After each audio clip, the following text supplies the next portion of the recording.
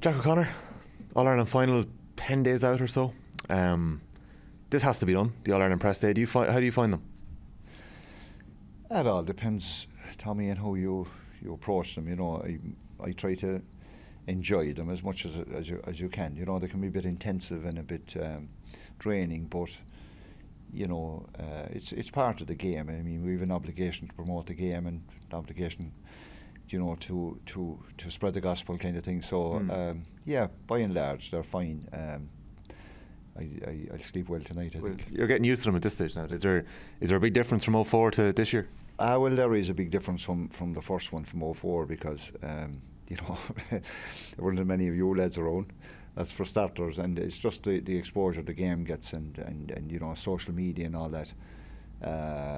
It's very different, and there's just a bigger scrutiny on players and management and teams than there ever was before. That was awesome as a neutral to watch the All-Ireland semi-final on Sunday. It was a brilliant game of football. It was frantic. It was back and forth. You seemed quite calm on the sideline. Speaking to Tig and Micheál Quirke, you were quite calm in the dressing room at half-time. I don't think 1-11 on the scoreboard at half-time was the plan. Were you calm?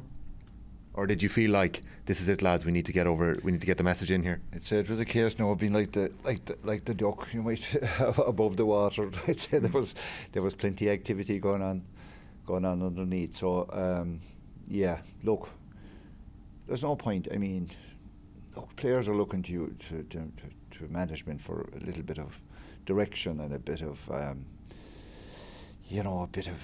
inspiration, I suppose. And sure, if you're ranty and raving and losing the cool, that isn't really the message you want to get across. So you do your best to try and stay calm and stay in the moment, and because look, a lot of times there isn't a whole lot you can do anyway. When you're on the sideline, there's very little you can do. And I made that point after the game that it's ridiculous that you can't even get a message in or even make a switch. I mean, how ridiculous is that? So you're just hoping upon hope that there'll be an injury and you can call a player out to the sideline or something. But we were in trouble at half time, no question about it. But the team is maturing. These lads have been through a lot together, and I think we regrouped at half time and we made a commitment that we weren't going to be as passive as we were in the first half.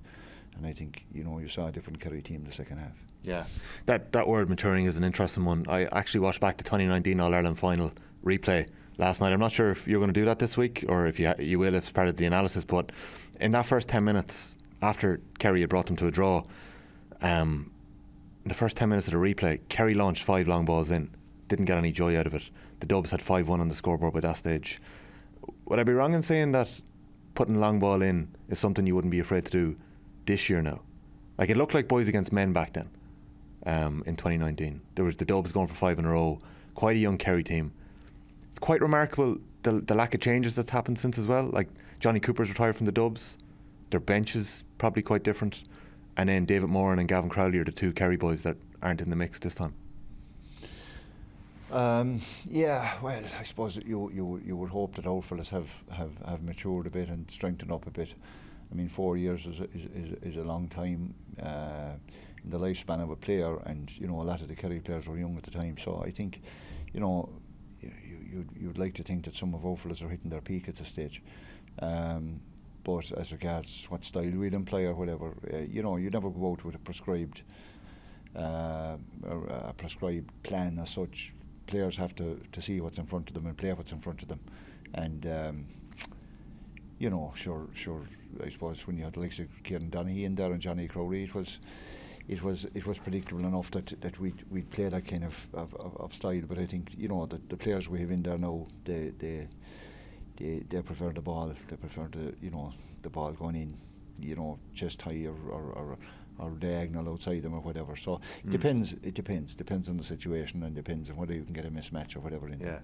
I guess I'm just thinking of the Graham O'Sullivan to David Clifford balls in the All-Ireland final and semi-final last year. They worked very well. So it'll just be interesting to see that, whether it comes to fruition. In terms of last year's game, the narrative is out there, and I know you've said it yourself, you weren't too worried about the Dubs earlier in the year. You had to focus on yourselves. You've enough to worry about. Now, looking at them in terms of what they've added, they have a new water boy in Pat Gilroy. They have Jack McCaffrey, Paul Mannion, Stephen Cluxton back. Even Colin Baskell has come back and been a revelation for them. They were missing Con last year in the semi-final. I put it to Mike Quirk that it sounds like the All-Ireland champions are going into this as plucky underdogs. Look, we're not going to play mind games now, Tommy. We'd be giving ourselves a good chance in this final. But sure, it's obvious that the Dubs are stronger than they were last year. So it's a matter then of are we stronger? Are we better? The semi-final would suggest that maybe we're not. But we'd be hoping we'll improve from the semi-final. There were a good few aspects of our semi-final performance that we would be happy about. So we feel that there's improvement needed in the team, and we're hoping we'll get it. Best of luck, Jack. Thank you. Good man. Thanks, Tommy.